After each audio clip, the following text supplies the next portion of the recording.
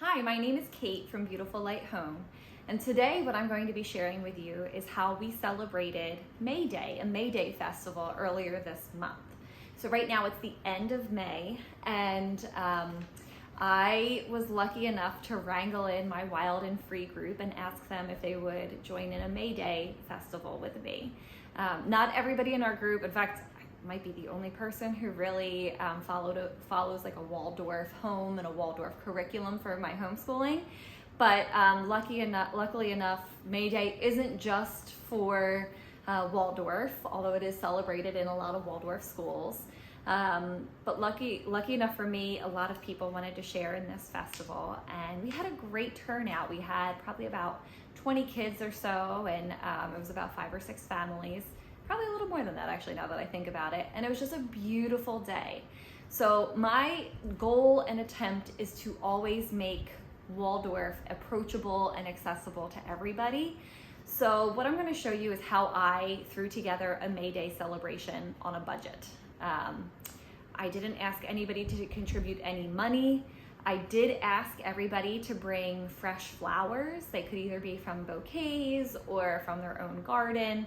It was the only real requirement that we had, or thing that I asked people to bring. But first of all, what I want to do is go through first and talk about what is May Day. So first of all, like I said before, May Day is typically seen in Waldorf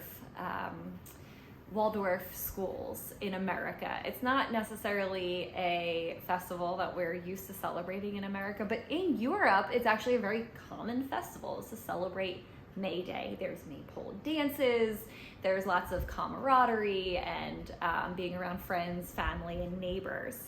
So what is the history of May Day? From what we can tell, May Day festivals started back in the 13th century. And they started as rituals to celebrate spring and to hope for a very fertile farming season to come. May 1st actually represents the halfway point between the spring or the vernal equinox and the summer solstice. So it's right at that midway point. And for anybody who is in more temperate climate, you're going to start seeing the real fertile signs of spring. You see lots of flowers blooming. You start to plant a lot of your crops or a lot of your garden vegetables at this time. So in the 13th century, it really started as a ritual to celebrate that upcoming farming season. So you take that, and then by the 14th century, in the Middle Ages, you start to have all of these little towns throughout Europe. And at the center of each town was a pole.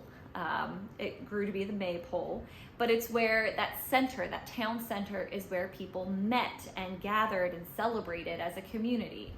So even if you're in Europe now, May 1st is still in most countries represented as like a Labor Day. So it's a day that most people have off.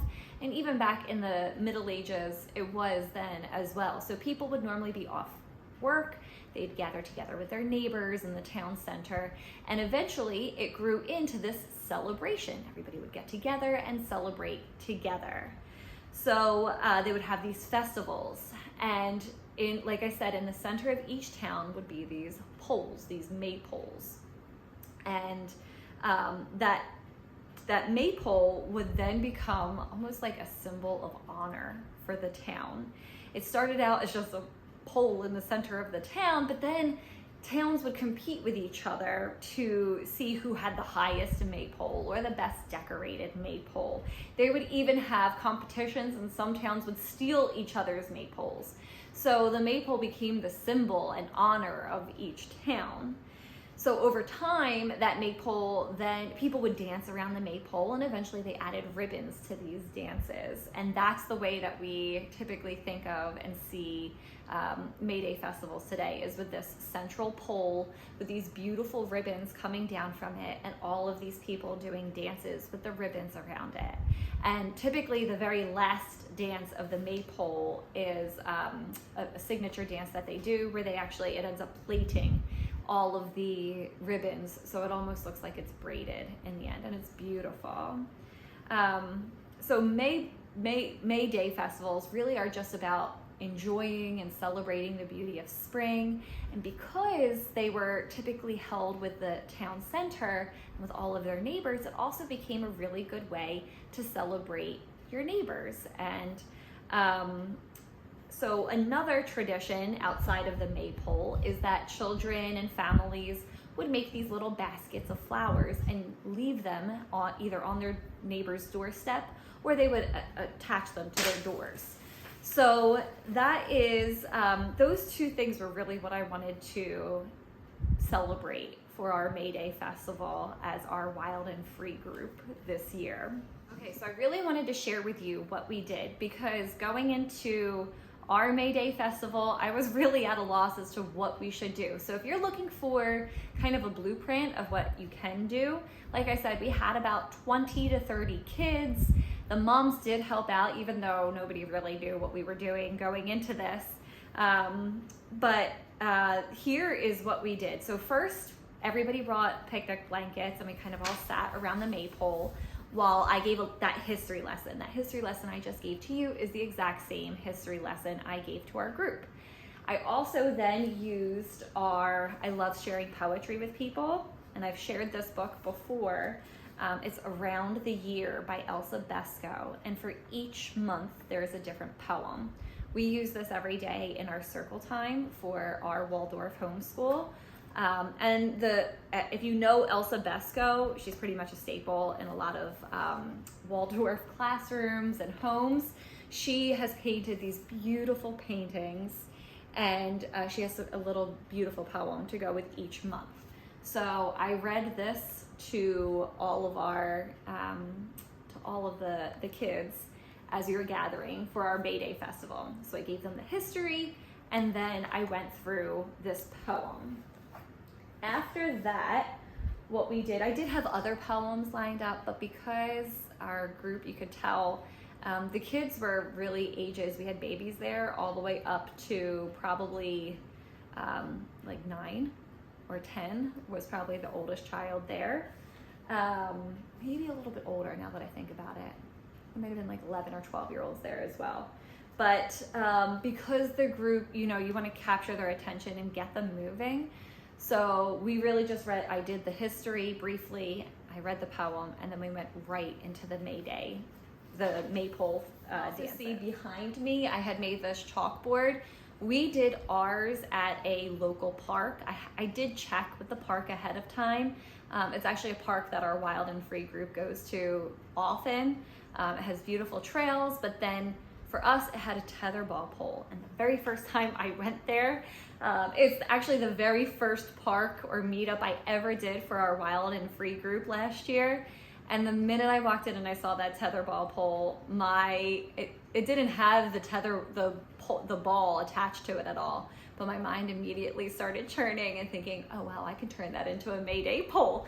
And sure enough, like 9 months later, here we are turning it into a May Day pole. So super exciting that it came to fruition. So I had this sign that I created. It's a little bit more worn now because I've had it up for about a month now, since it is the end of May when I'm recording this. So I just wanted to show people which direction to go at the park, and so I made this sign. I'm new at Waldorf chalkboard drawing, so this is one of my very first ones that I've created. We're not really into the whole studies yet outside of circle time. For our circle time, story time, handcrafts, things like that, handwork. So since our homeschool hasn't really needed chalkboard drawings yet, this is one of my first ones. So this is just real life. This is what real life Waldorf looks like at my house. So I had that showing which way to go.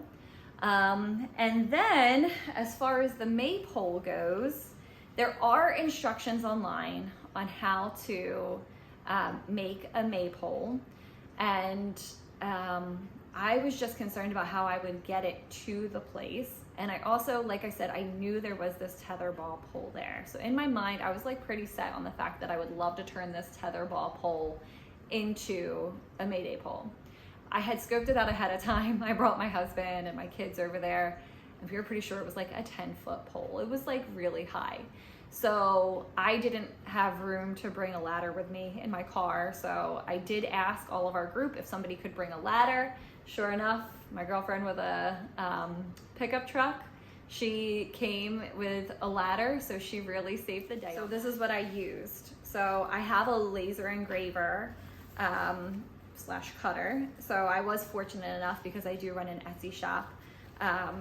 I used wood to cut out this circle. I saw that Sarah Silks makes something similar. My whole goal was just to affix these ribbons to it. That's what I wanted, and I wanted this to stay stationary. So I made these to go across the top of the tetherball pole. And this is real life. This wasn't as pretty as some of the poles, but it served its purpose. And again, I just want to show you what Waldorf, you don't always have to be perfect with Waldorf. Sometimes the experience and the connection mean more than just the perfection. And so this is what it looked like. And I climbed up there using my girlfriend's ladder. I put this on top. I actually used duct tape to tape the ribbons on top to make sure it wasn't going anywhere.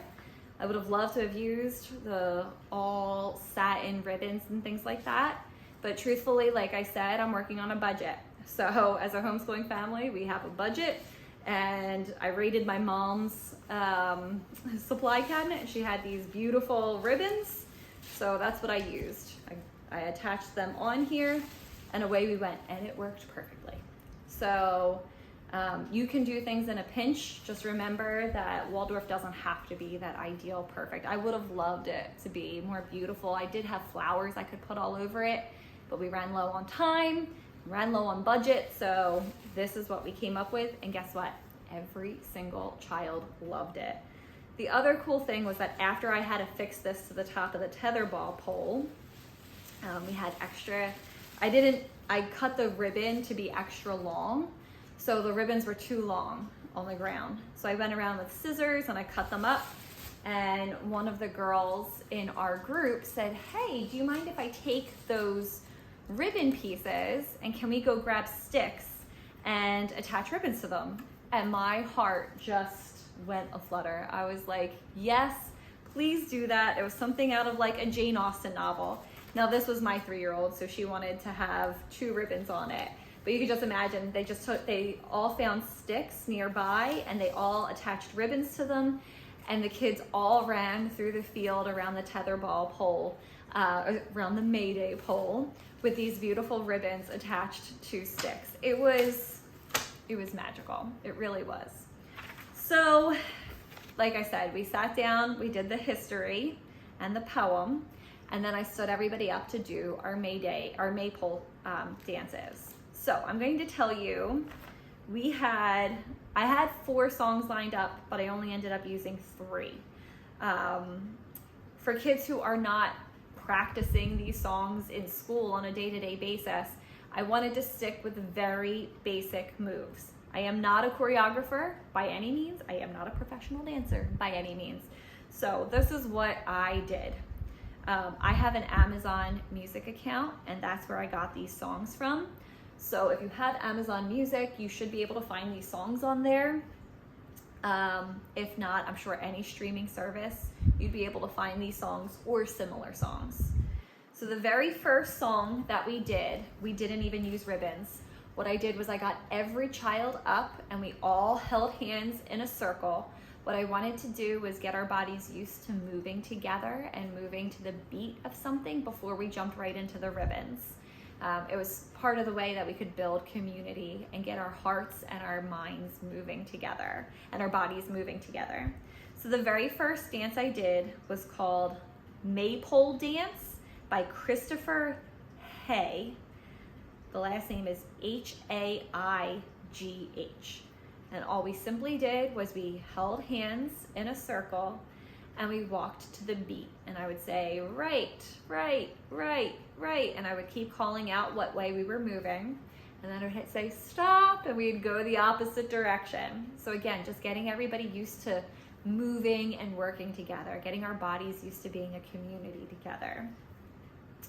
So then the second dance we did, there were only 12 strings here. So I had 12 kids come up. and every kid held onto a string. And again, we did a very simple dance. You have to remember, the kids' ages are not that old, and they're not practicing this on a day-to-day basis. This is their first time ever hearing of a maypole or a maypole dance for the most part. So the second dance we did was called Maypole Dance, and this one was by Cute Music for Kids. If I can take pictures of these, I'm hoping to do a blog post about this as well and post them up so that this way you can see exactly what the albums look for. So for this one, we did 4 counts of 4 to the right, and then we switched and we would go 4 counts of 4 to the left.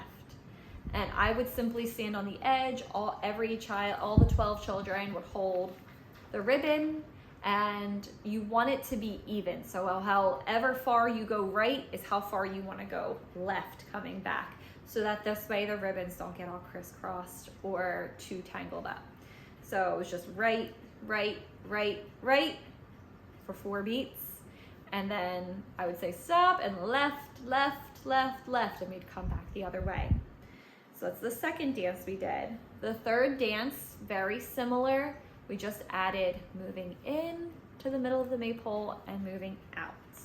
So the third dance we did, it was an accordion song. It was called Maypole Dance. And then in parentheses, it said English folk. And the artist, it says by Minim. M-I-N-I-M. Nice little palindrome for you. So for this one, we did, again, 4 counts of 4 to the right, and then we switched and we did 4 counts of 4 to the left, and then we did in for 4 counts of 4, and then out again for 4 counts of 4. So you're keeping it simple. The kids had a blast. I wasn't sure how this was going to go over. I did have parents who stayed on the edge to help me so that this way all the kids were moving in the same direction. You have to remember, some kids are so young they don't know right from left. So it's just one of those things of getting everybody moving in the same direction. But it was a blast and the kids loved it. We had so much fun. And I did have one last dance queued up, and we were going to try where they crisscrossed, but after assessing the group and realizing there were more younger kids than older kids, I think if we had an older group of kids, we could have probably pulled it off. But because the group was so young, we were like, you know what, let's just forget it, and we can either just move in a circle again or something like that. You don't have to go crazy. So that's the nice thing about this, is simplicity is key. Don't overwhelm yourself, don't go crazy.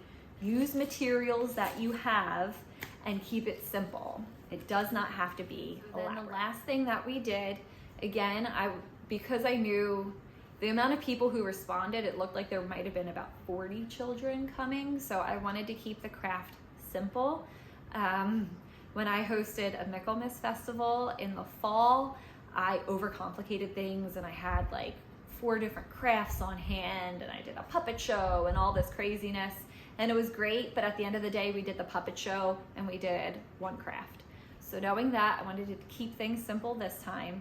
I wanted to make the craft easy. And again, I'm on a budget. So all those beautiful Waldorf materials, I just didn't have enough on hand for potentially 40 children. So here's what I did. I found this online on Pinterest. Like I said, part of May Day isn't just celebrating around a maypole, but it's about sharing the beauty of spring with your neighbors. So ahead of time, I cut out these brown paper bags right here. Super simple to do. I had many brown paper bags on hand. I just folded the top in half. I have to look at the website where I got this idea. I think it was from somewhere on Pinterest. It was dukeandduchess.com or something like that.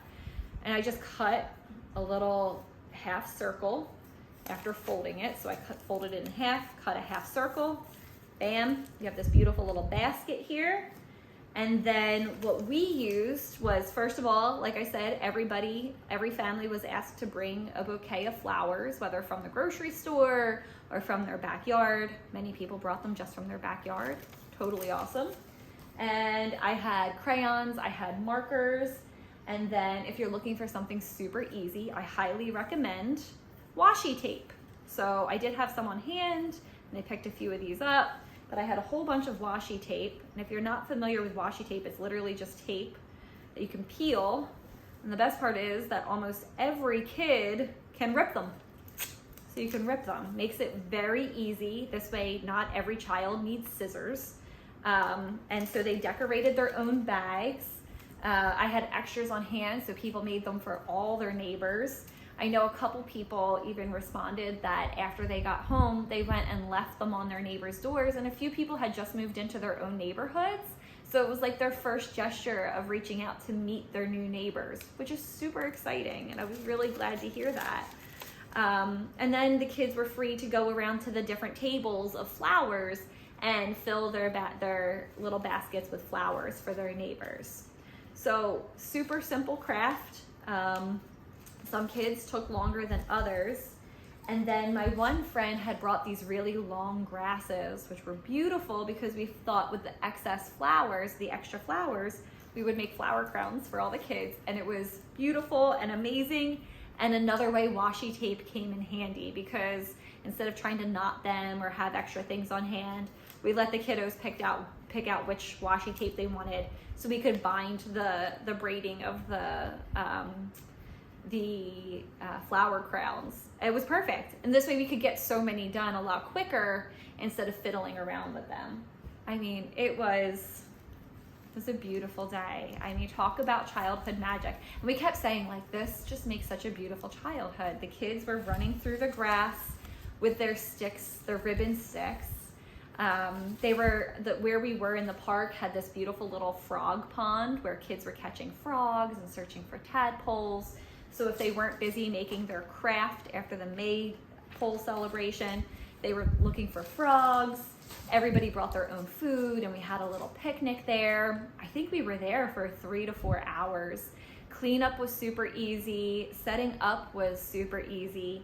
I'm telling you, Waldorf doesn't have to be overly expensive and overly complicated. You can make this simple and still be beautiful because at the end of the day, it's all about the experience that you had and not necessarily about, is this the most beautiful Maypole I could possibly have?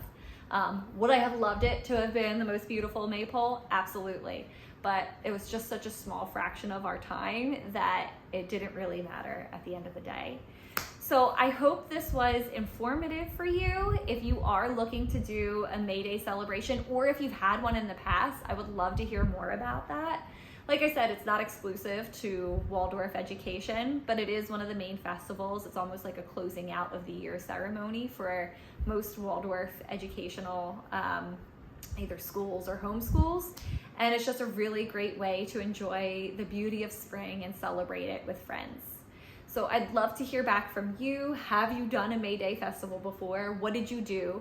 Or has any of this been helpful for you in creating your May Day festival? So thank you so much for joining me. Again, my name is Kate from Beautiful Light Home. You can, if you like this and you're interested in more Waldorf homeschooling information, please like and subscribe my video. And you can also find me on Instagram at Beautiful Light Home, and also my website where I blog about almost all of this.